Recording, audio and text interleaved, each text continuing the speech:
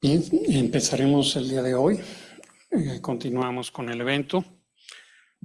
Hoy vamos a tener como un invitado especial al doctor Frie.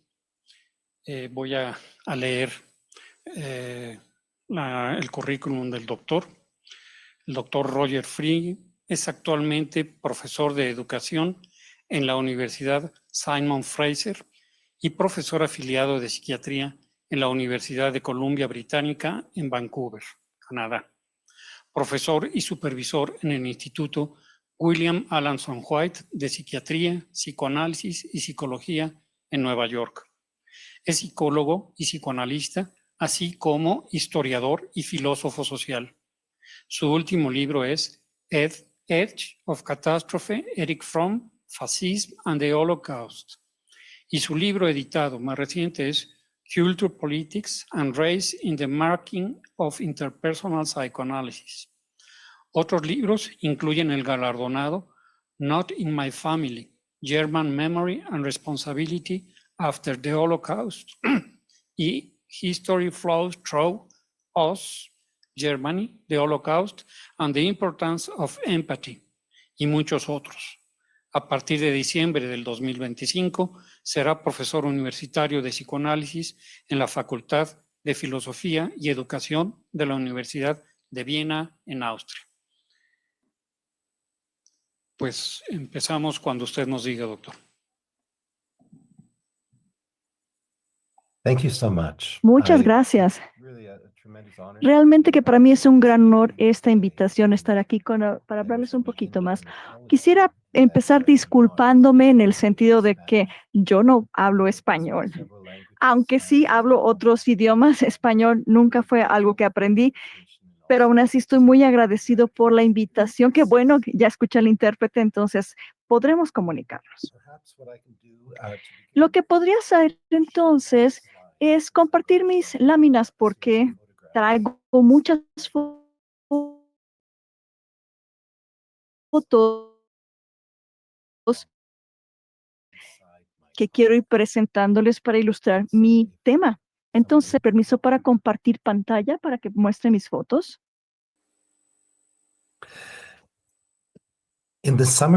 Bien, en el verano de 1941, pocos meses antes de que Estados Unidos entrara en la guerra contra la Alemania nazi, el psicoanalista y sociólogo judío alemán Erich Fromm publicó su libro Fuga de la Libertad, en el cual observaba: cuando el fascismo llegó al poder, la mayoría de la gente no estaba preparada ni teórica ni prácticamente.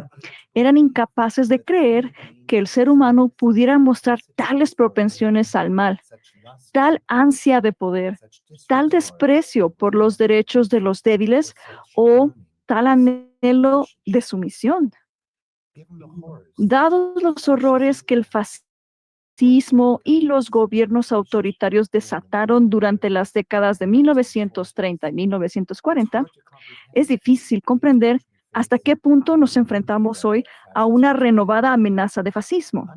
A diferencia de aquella falta de preparación de la que hablaba Fromm, cualquiera que tenga hoy un mínimo conocimiento de historia sabrá de lo que son capaces el fascismo y la extrema derecha.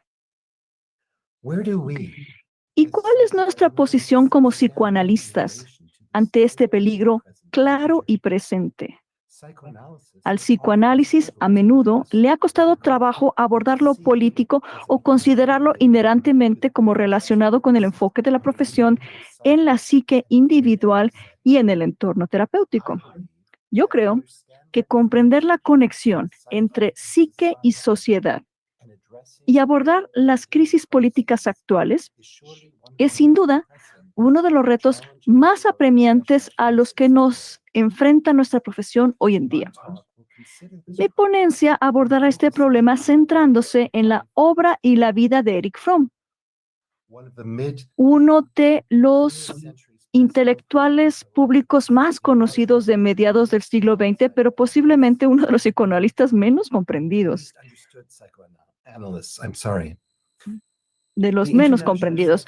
La profesión psicoanalítica internacional a menudo ha pasado por alto la relevancia de Fromm, a pesar de que ayudó a fundar al menos 5 institutos y organizaciones diferentes a lo largo de su carrera, incluido el Instituto Psicoanalítico Mexicano, que hoy honramos. Pero dadas nuestras actuales circunstancias políticas, hay un renovado interés en lo que Fromm tiene que decir. De hecho, creo que los argumentos de Fromm contra el fascismo y el racismo y la urgencia con las que él los expuso tienen mucho que enseñarnos. Me explico un poco más.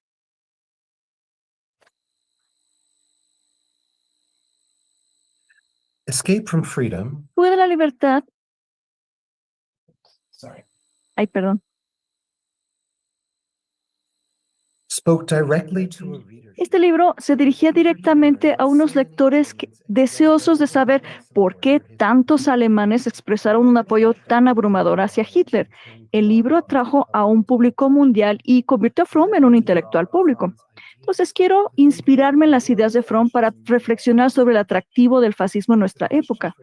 Para Fromm, la cuestión no era solo cómo entender el atractivo del fascismo, sino también cómo se responde. Las observaciones de Fromm en Fuga de la Libertad en este libro no solamente eran cavilaciones de un intelectual, que es algo que la gente no ve, sino que era una reflexión profundamente personal sobre su conocimiento de primera mano del ascenso y las consecuencias del nacionalsocialismo.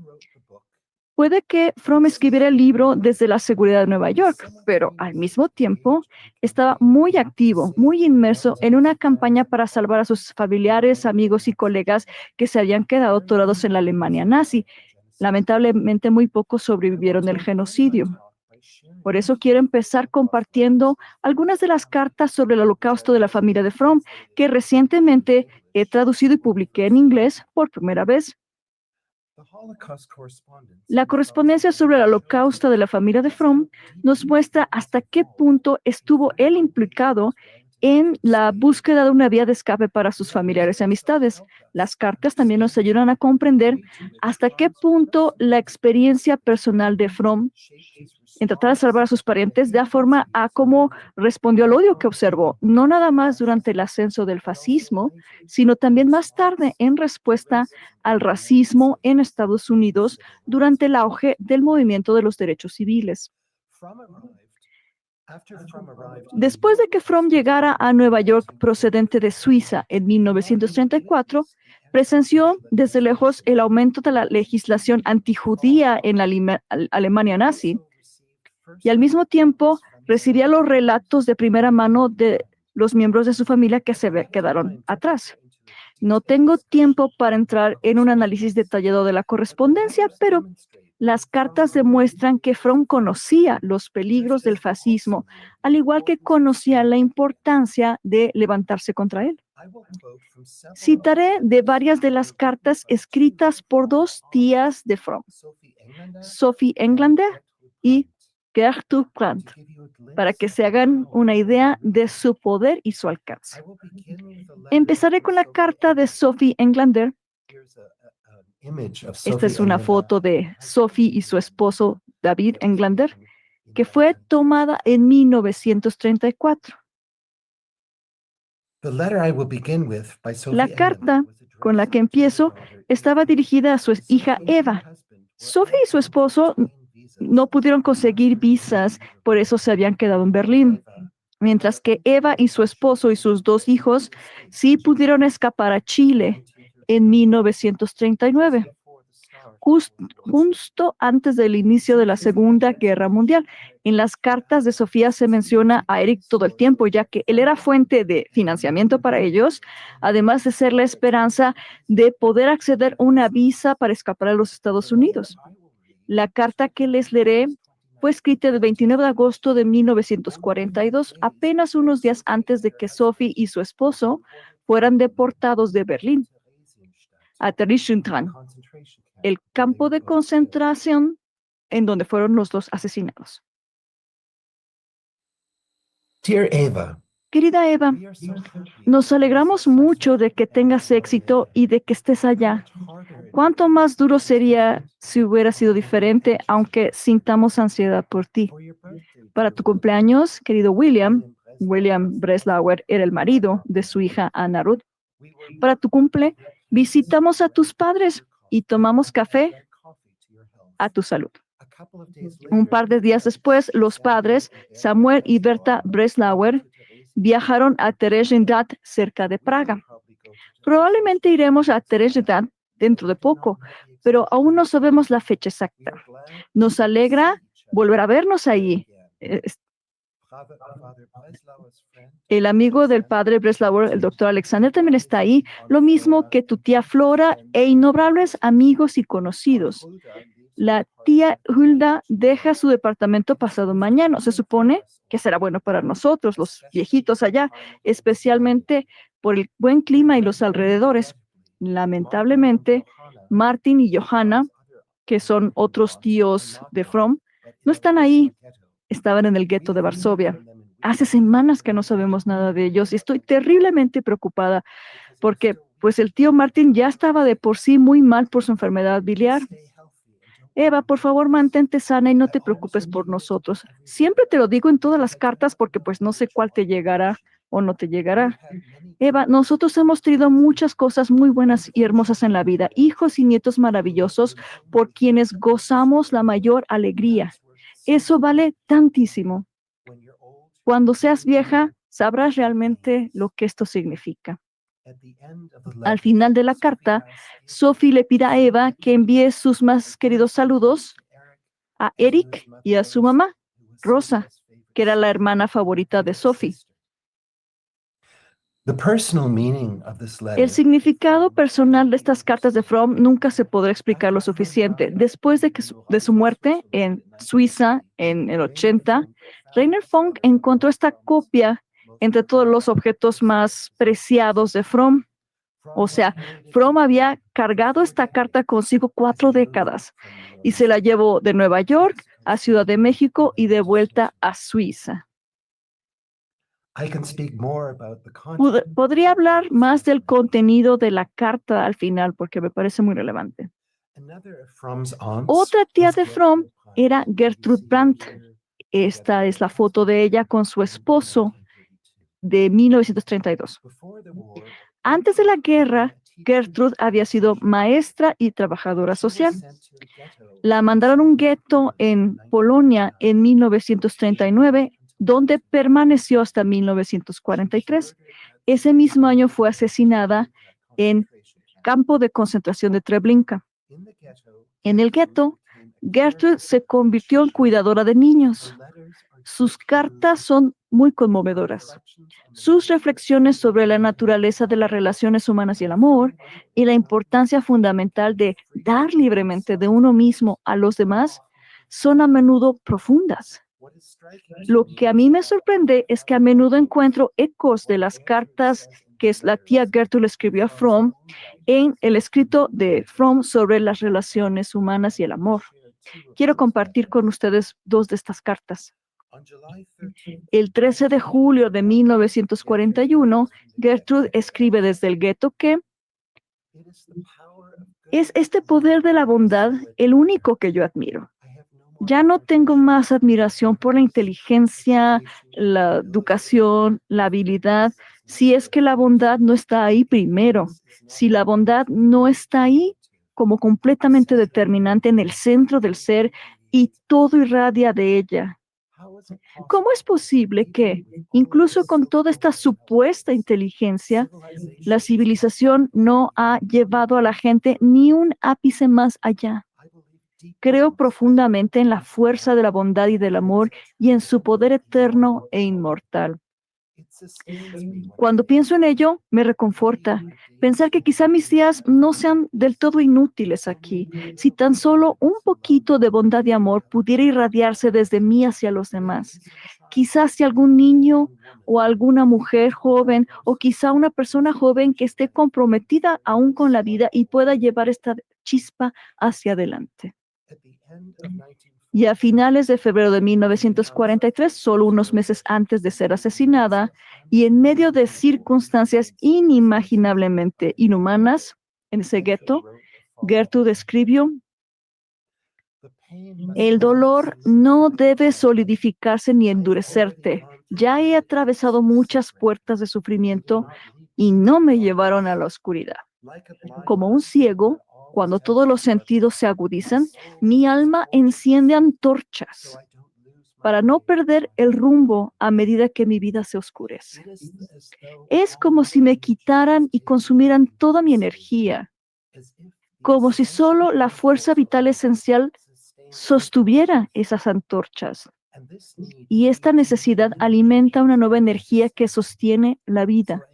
Así que experimento el calor que salva vidas, la proximidad viva de otras personas como una transfusión de sangre en medio de una pérdida excesiva de sangre.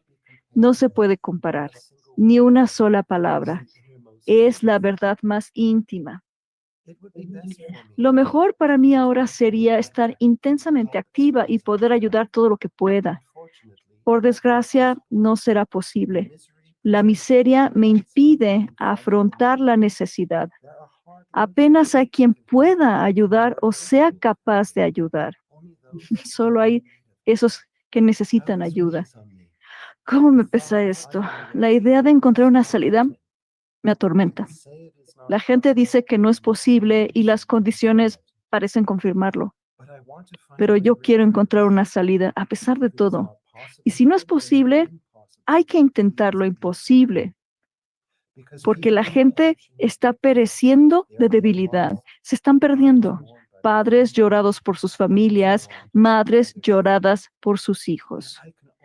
Y yo solo puedo dar modestamente de lo mío y compartir hasta el límite. Solo puedo ayudar realmente a muy pocos. No puedo frenar ni desacelerar la gigantesca rueda del destino. Y después escribió una postal y después de ahí la mandaron a Tribeca en el campo de concentración donde la mataron. Fromm intentó desesperadamente de ayudar a sus tías, mismo que otros amigos, colegas, familiares que lo buscaban. La mayoría murieron en el Holocausto. Después de la guerra, Fromm nunca habló abiertamente de este episodio tan traumático personal, aunque evidentemente influyó en su vida y en su obra. Y también les incluyo estas dos fotografías porque yo creo que también son muy importantes. La primera foto es de Fromm en 1945, hacia el final de la Segunda Guerra. Para mí esa foto sí que captura, ¿no? Ese peso del momento, de la carga de la historia y que él cargaba. Y a la derecha es la foto de Henry Garland, quien murió después de que él hubiera llegado a la Ciudad de México. Su vida también tuvo muchas tragedias que no son muy conocidas, pero hay cosas muy interesantes de ella y se las escribí ahí abajo de la ifota. Después en la discusión, si quieren, regresamos a que les cuente de ella también. Fue con la correspondencia del Holocausto como telón de fondo que Fromm formuló sus argumentos contra el fascismo. Cuando se publicó Fuga de la Libertad, sirvió de advertencia, no solo lo que estaba ocurriendo en Europa y en Alemania o Italia, sino para un público estadounidense. Durante la década de 1930, el crecimiento del sentimiento fascista en Estados Unidos, junto con los movimientos xenófobos y aislacionistas como America First, significaba que la democracia estadounidense estaba cada vez más en peligro. Fromm comprendió que cualquier respuesta a estos peligros debía ser rápida, de largo alcance y decisiva. La urgencia que él sentía se reflejaba en la primera página del libro, cuando escribió sobre los acontecimientos políticos actuales y los peligros que entrañan, y añadía que el psicólogo debía contribuir sin demora a la comprensión de la crisis actual. Cuando yo leo estas palabras, no puedo evitar preguntarme si lo que nosotros estamos haciendo hoy es suficiente para abordar hoy nuestra propia crisis. Fromm intenta ofrecer un relato psicológico del nacionalsocialismo, lo que revela su formación psicoanalítica. Como Fromm le dice a sus lectores, cualquier intento de comprender la atracción que el fascismo ejerce sobre las grandes naciones nos obliga a reconocer el papel de los factores psicológicos, porque estamos tratando aquí con un sistema político que esencialmente no apela a las fuerzas racionales del interés propio. En esencia, Fromm se preguntaba cómo era posible que sus compatriotas alemanes, sus vecinos, se hubieran sometido tan voluntariamente al autoritarismo y se volvieran unos contra otros. Para esto, desarrolló un nuevo enfoque radical conocido como el psicoanálisis social, que combinaba entendimientos de la sociología y el psicoanálisis clínico, las dos disciplinas en las que él se había formado. Lo que es importante subrayar es que para Fromm no existía una psique sin sociedad. Fromm creía que el psicoanálisis debe, y repito, debe abordar cómo el paciente, el analista y la interacción terapéutica están todos moldeados por la sociedad. Todos somos seres sociales, indudablemente determinados por fuerzas sociales, culturales y políticas. Este énfasis en la sociedad llevó a Fromm a argumentar que tenemos la obligación de abordar las desigualdades que nos rodean, de ser conscientes de la forma en la que nosotros podemos estar implicados en generar estas desigualdades y de trabajar para mejorarlas. Él creía que esta responsabilidad ética era central, fundamental para lo que significa ser un psicoanalista. Y esta lámina es importante para que ustedes puedan ver la conexión del trabajo de Fromm con sus 10 años de trabajar con el Instituto de Investigación Social. El reto para el psicoanalista es reconocer el modo en que las patologías de la dominación y el poder se inscriben en la vida psicológica. Para Fromm era esencial indagar cómo estamos trabajando inconscientemente al servicio de normas sociales que repercuten negativamente en el bienestar. Esto es lo que Fromm quería decir cuando utilizaba el término patología de la normalidad y lo que quería decir cuando sostenía que la sociedad moldea a las energías de los individuos de tal manera que la gente quiere actuar como tiene que actuar. El psicoanálisis en esta perspectiva se enraiza y refleja los sistemas sociales en los que se practica. Esto significa que cuando los psicoanalistas practican sin un sentido crítico, a menudo terminan reforzando un status quo que está marcado por profundas desigualdades. Esto es particularmente evidente en términos de raza, género y bienestar socioeconómico.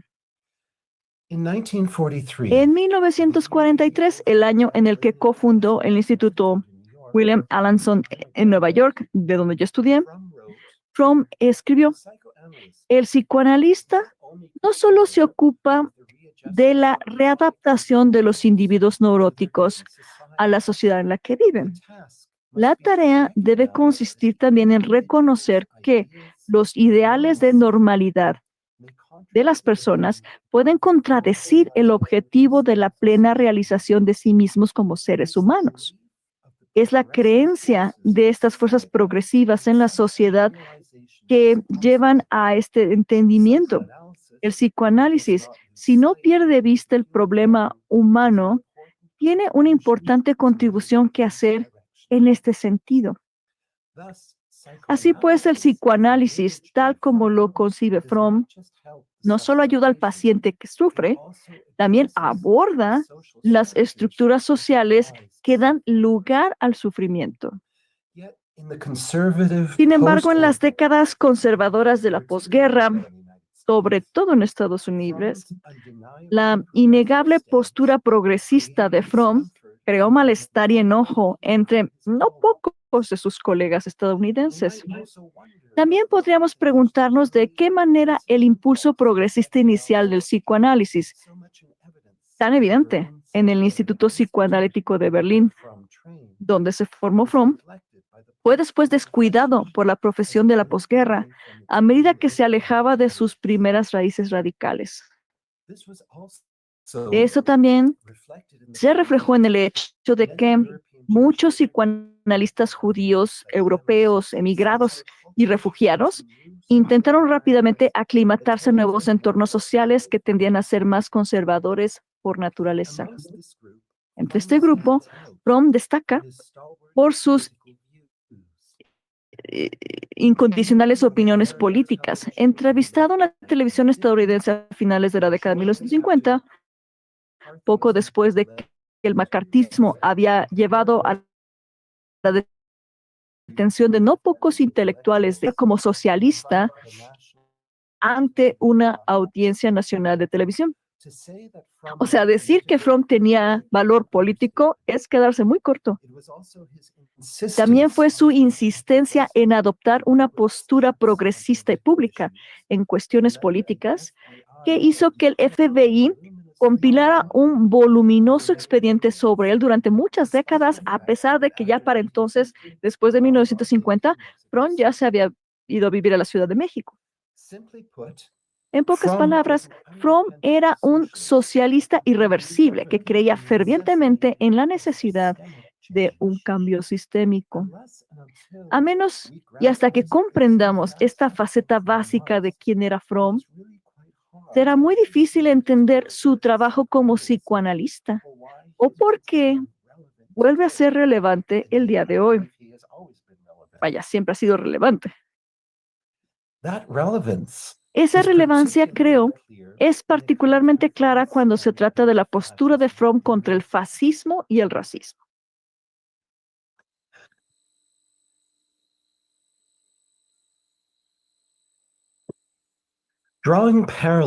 Establecer paralelismos entre el pasado y el presente es sin duda un asunto resbaladizo. Pero el auge actual de los grupos de odio nos dice algo sobre la similitud entre la política del pasado y nuestro momento político actual. Lo vemos en la descarada promoción de la blanquitud, la transferencia sin fisuras de odiosas ideas privadas a la arena pública y la confianza en que nadie que profese esas ideas sufrirá ningún daño, ni siquiera tendrá que rendir cuentas. Permítanme explicar lo que quiero decir. A principios de junio de 2024, es decir, hace solo 3 meses, el Southern Poverty Law Center publicó su último informe anual que mostraba que los grupos nacionalistas blancos aumentaron a niveles récord en los Estados Unidos. Gran parte del aumento global se debió a un incremento del 50% en los grupos de odio de supremacía blanca, el crecimiento más alto jamás en la historia. Estos hechos deberían hacernos reflexionar a todos. ¿Qué significa que en Estados Unidos y en muchas naciones europeas hoy los grupos de extrema derecha promueven activa y abiertamente la blanquitud? Solo tenemos que pensar en el escalofriante hecho de que el partido de extrema derecha AfD de Alemania es hoy el segundo más grande en ese país en el Parlamento, o el hecho de que la extrema derecha en Francia casi logra alcanzar el poder en las últimas elecciones, o que en el verano del 2024 grupos racistas de extrema derecha provocaron caos en las calles de ciudades y pueblos británicas por más de una semana. Y notará que ni siquiera he mencionado la reelección de Trump en Estados Unidos. Tanto como psicoanalistas como ciudadanos particulares, nos encontramos en una coyuntura crítica. Vivimos en sociedades en las que se están normalizando las ideas fascistas y la expresión abierta del odio y el racismo se está normalizando. Y nosotros, como psicoanalistas, ¿dónde estamos en relación a esta crisis? Porque crisis seguro que es. ¿Qué tipo de respuesta deberíamos estar dando? ¿Dónde está el sentido de urgencia, nuestra indignación, nuestro sentido desenfrenado de alarma? No sé ustedes, pero los datos y las estadísticas que acabo de leer en voz alta me llenan de miedo. Cualquier conversación o identificación con los nazis debería sacudirnos a todos para despertar de nuestro estupor. Me preocupa que se haya instalado una amnesia histórica. Para mí, esta cuestión no es meramente académica, sino que también es profundamente personal y puede que ayude si comparto algo sobre mis antecedentes familiares con ustedes para que entiendan por qué. Como algunos de ustedes sabrán, me dirijo ante ustedes como un alemán de tercera generación, nieto de la generación de perpetradores y facilitadores que desencadenaron la Segunda Guerra Mundial y cometieron un genocidio a una escala que nunca se había visto. He hablado y escrito sobre lo que significa tener un abuelo que fue miembro del partido nazi alemán.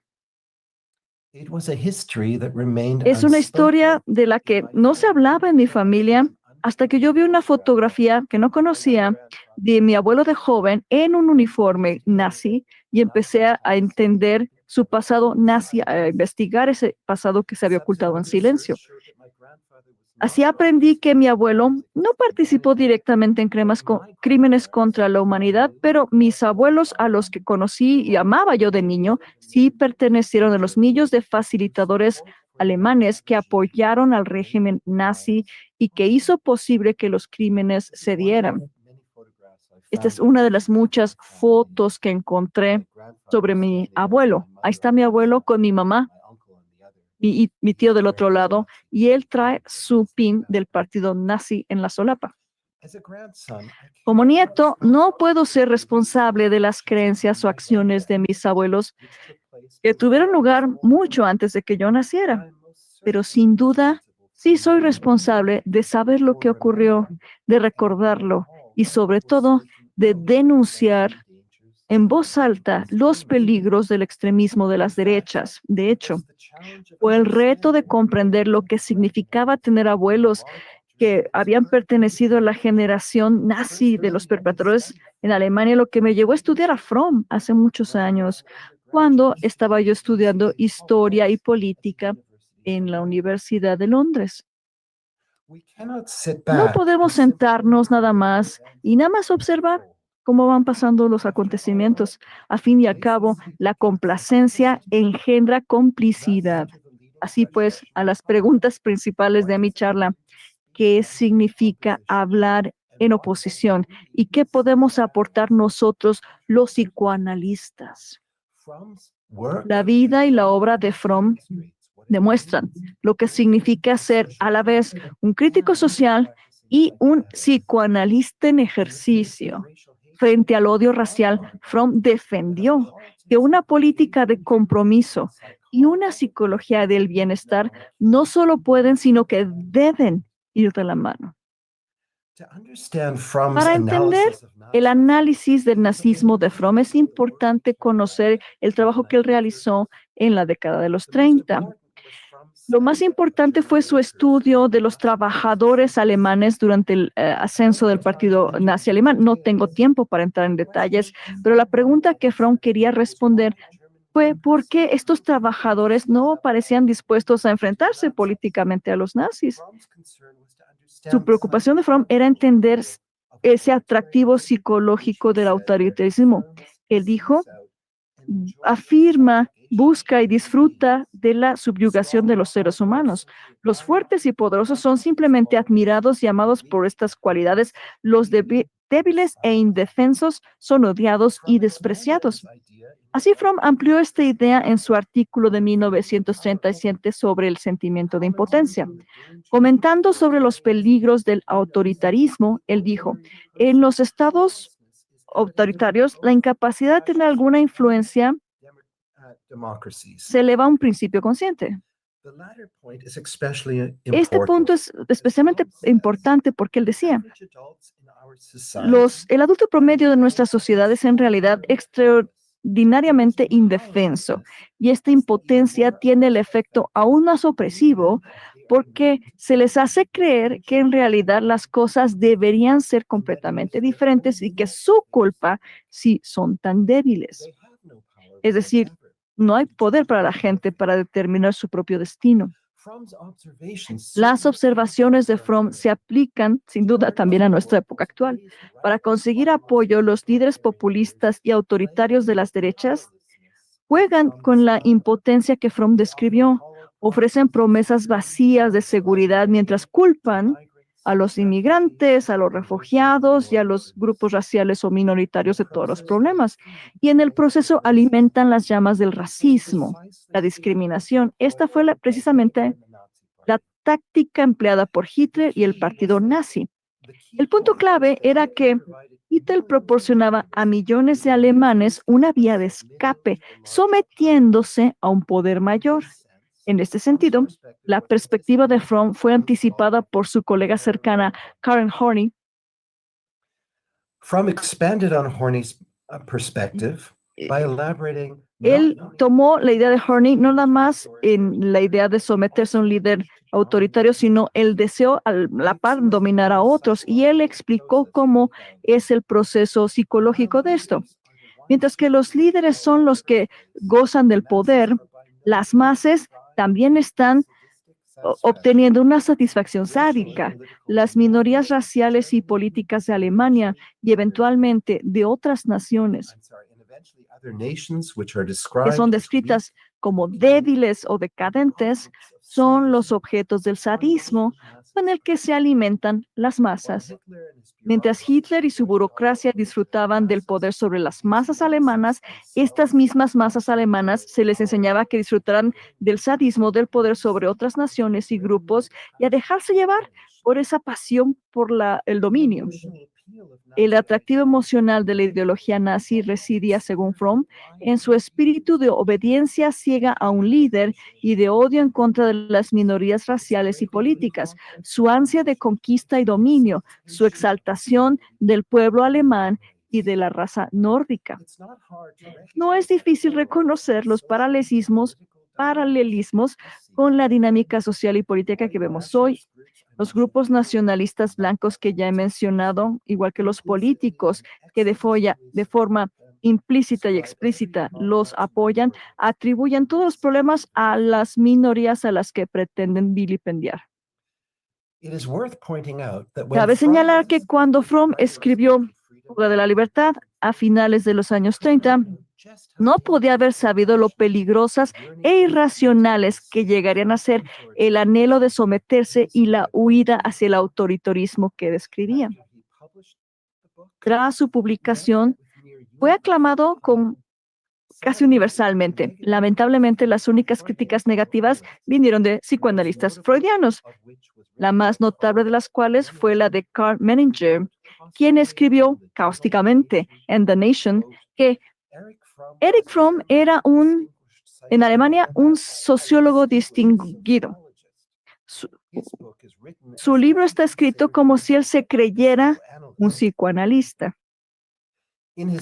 Pero en su prisa por desestimar el enfoque interdisciplinario de Fromm, Menninger ignoró un hecho de singular importancia. Escapar de la libertad era uno de los únicos libros psicoanalíticos de la época que realmente abordaba los peligros y la realidad del fascismo. La pregunta que queda por ser respondida es ¿por qué la gente se sometería voluntariamente a un líder que es un tirano? ¿Por qué en algunas circunstancias la evidencia de las mentiras, la crudeza o la crueldad sirve no como una desventaja fatal, sino como un atractivo, como un gancho atrayendo a ardientes seguidores. ¿Por qué se someten personas por lo demás orgullosas y que se respetan a sí mismas a esto? Fromm trató de responder a esta pregunta describiendo la interacción simbiótica de Hitler y sus seguidores como una relación entre narcisismo individual y narcisismo de grupo. Esta perspectiva encuentra su máxima expresión en su descripción del narcisismo racial, que desarrolló a principios de la década de 1960 en pleno auge del movimiento de los derechos civiles en Estados Unidos. Fromm abordó el terror racial infligido a los afroamericanos en los estados del sur bajo el régimen de Jim Crow y estableció un vínculo directo con el trato dado a los alemanes judíos bajo los nazis. En palabras de Fromm, la convicción narcisista de la superioridad de los blancos sobre los negros demuestra que no hay freno al sentimiento de esa superioridad autoasignada. Lo mismo aplicaba a los nazis.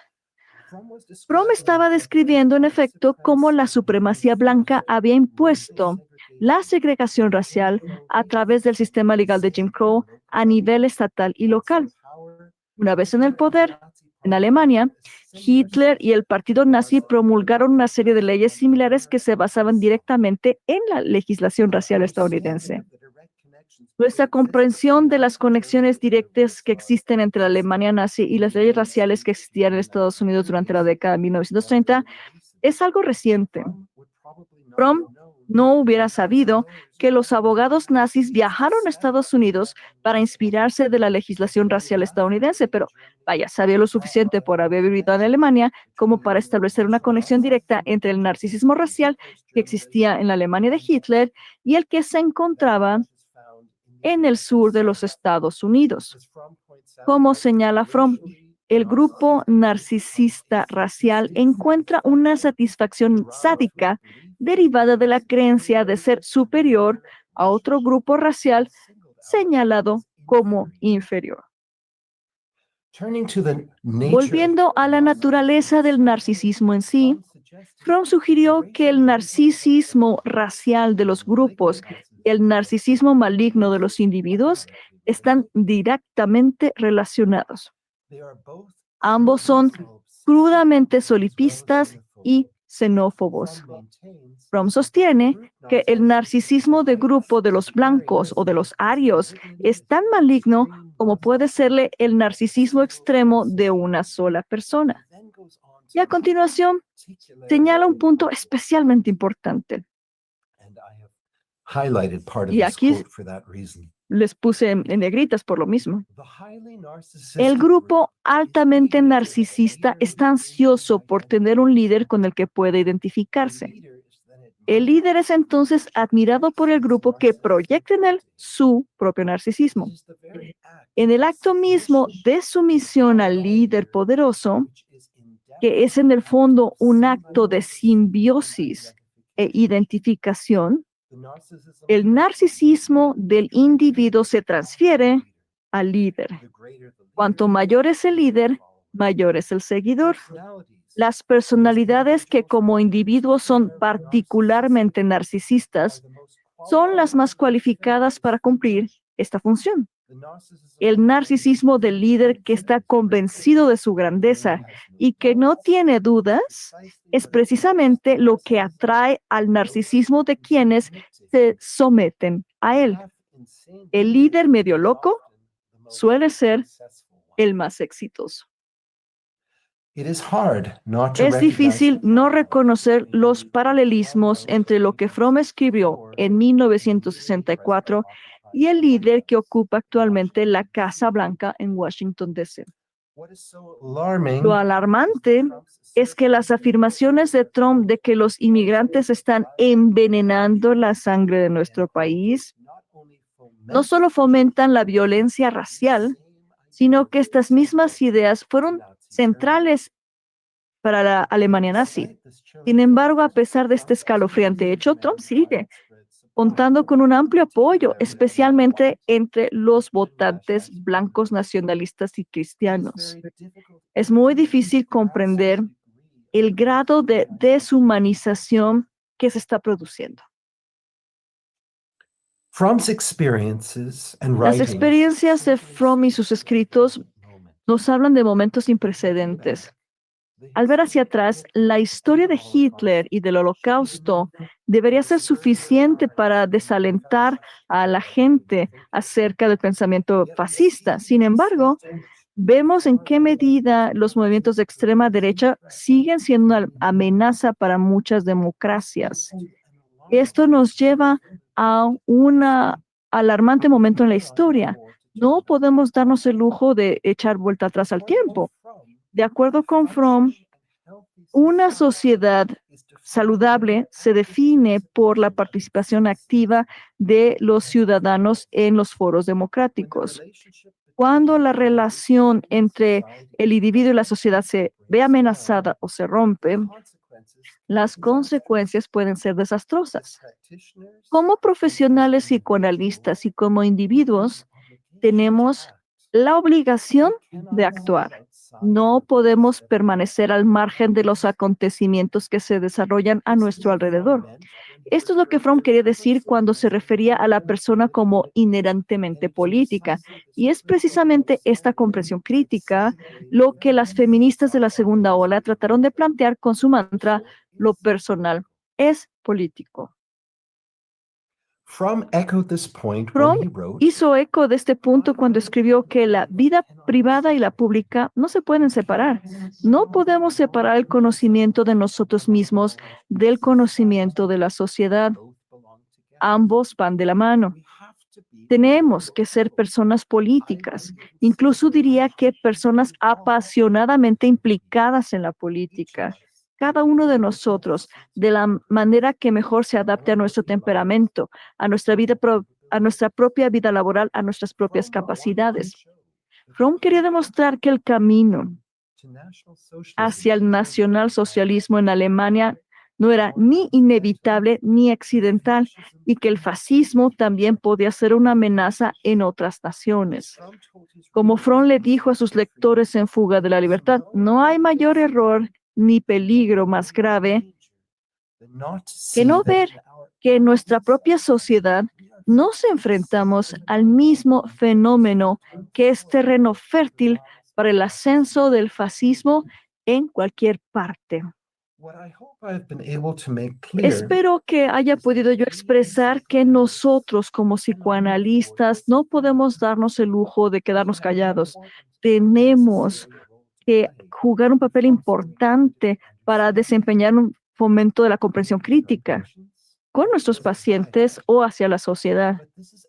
Pero esto solo sería posible si comprendemos la primacía de las estructuras sociales en toda experiencia psicológica, en lugar de considerar la sociedad y la política como algo secundario en nuestro trabajo como profesionales. Fromm nos dio un ejemplo de lo que significa ser un psicoanalista comprometido en lo social y en lo político. Creo que podemos aprender mucho de él. Muchas gracias por su atención.